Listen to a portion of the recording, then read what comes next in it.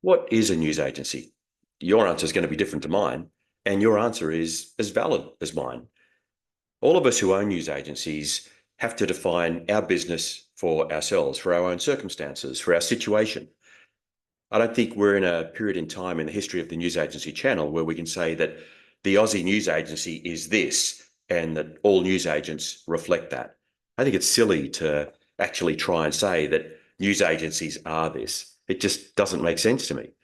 It's on my mind today because of recent coverage in the Real Commercial website. Henry Johnstone, a journalist there, interviewed me and various other people, Helen Dowling from Newspower and a couple of news agents, about the channel and where the channel sits and what the channel stands for.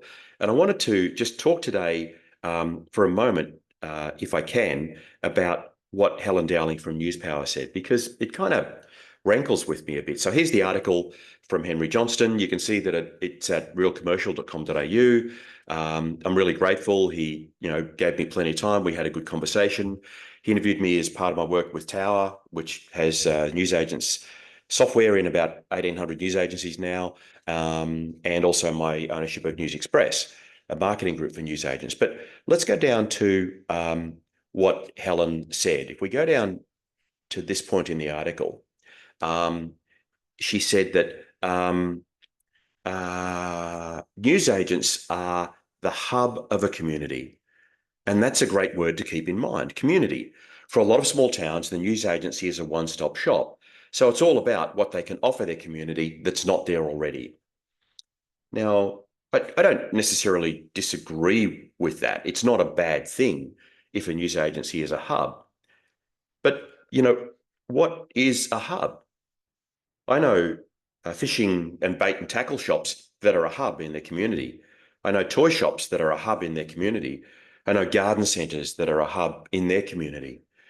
And a business that's a hub is a business that makes itself valuable to the community, useful to the community. Now, the local Aussie news agency in a regional or rural town in Australia, maybe with newspapers and magazines and lotteries, yeah, they get known as a hub. But is that profitable for them? I think when we're asked about the viability of news agencies and what an Aussie news agency is, I'd rather say that a successful Aussie news agency is a successful retail business. And that business that we're talking about is going to be different to this news agency and different to this news agency. I think the days of our channel having businesses that all look and feel the same are well and truly over. And I think this notion of pitching us as being a hub in the community is outdated. That's where I disagree with Helen. I think her view of the channel as reflected in this quote, in my opinion, is an outdated view. It might have been right in the 80s, possibly the early 90s, but it's certainly not right today. And I want to give you some examples of why I don't think it's right. So let me stop sharing my screen and let me take you over to data from 3 news agencies that reflects what I'm talking about here. So I'm going to share my screen here. And here we're looking at a news agency in a small regional town, a town with a population of around 2,000. They've taken drinks in this particular data period we're looking at from $33,000 to $58,000, coffee from $19,000 to $27,000. Great margin, great margin in coffee. So you're talking there about 73% growth in revenue in this particular business over this short data period. Or in this particular business here, again, a short data period, they've taken toys from $14,000 to $20,000. Really nice growth in toy revenue.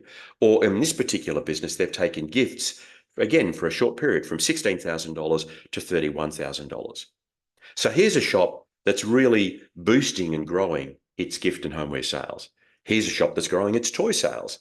Here's a shop that's growing its coffee sales. Each one of these shops is a news agency. And I think that's the thing that's really interesting here. If a journalist says to me, what's the future of the Australian News Agency? My answer is the future is up to, the 2,500, 3,000 individual businesses that make up the channel. And each one of those businesses is going to be different. They're going to have their own personality. They're going to serve their own local needs. And critically, those successful businesses, those businesses doing best, are not just serving the local community. They're not just making themselves into a hub for the local community, because the future of retail is online. I was talking to a newsagent the other day, and he's got a particular range of products that have been very successful in Norway. He created a website for the business. Thankfully, Tower Systems, my software company, made the website for him. And he has got a range of product on there that's proven to be very successful in Norway. And here he is every couple of days shipping product to Norway. Now, sure enough, he may be serving people in his local town, his regional town. But the reality is, the icing on the cake, the profit that he's really making, that's doing very well for his business, that's from customers in Norway. And I don't see that reflected in Helen Dowling's quote from Newspower. As I said, I think her quote is reasonable and it's an okay position to take, but I think it's very old school. I think the future of the Aussie news agency today is an individual future for each newsagent to determine. We've got to decide what our businesses stand for. We've got to decide who we want to reach. And I think if I could encourage people, I would say, think about your business as reaching anybody, anywhere in the world. Is it possible that you can have gifts in your regional news agency, your news agency in a small town in Australia, and you ship them to Germany, you ship them to the UK, you ship them to the US? Yes, it's possible. And can you do that on a tiny budget? Yes, you can. And I've got plenty of examples of doing that. So if somebody says, what's the future of the Aussie news agency? I would say it has nothing to do with papers and magazines. It has nothing to do with lotteries. And I don't want to disrespect those legacy categories. They're there in a lot of news agencies and they play an important role. I think the future of the Aussie news agency is about each of us being an engaged, proactive retailer, finding what we love to do in our shops, finding ways we can be profitable. Because if we're not profitable, we don't have a future. If we're not profitable, we can't support our local community. If we're not profitable, we're not able to hire local people. Profit's got to be at the center of what we do. And profit comes from you selling products that people wouldn't necessarily know your business as carrying. Profit comes from people walking into your shop and saying, didn't this used to be a news agency? Profit comes from people walking in and saying, I came in to buy this and I'm walking out with all of these things over here. It's a fun situation to be in. And I think if we consider our businesses outside those strict four walls of what a news agency is, outside the strict consideration of being a community hub, I think the opportunities are endless. I was talking to a newsagent the other day, and we're creating a website for them, which is kind of what we call a Plan B website. So they've got the news agency doing very well. They wanted to create a website, and they've taken our advice and created a website for a completely different category, not reflected in their business. And they're doing it really well. And when they're unpacking the items for this website, they were going to run that out of the back room of their news agency using existing news agency labor, which is a good strategy. They were thinking, oh, what if we put those products that we bought for the website, just put them on the shelf and see what happens? You know where I'm going with this. Fast forward a few months, those items that they brought in specifically to sell online only are now selling in their shop. And the newsagent said to me the other day, if you told me I was going to sell a $200 version of this particular item in the shop, I would have said, you've got to be joking. And here they are doing it.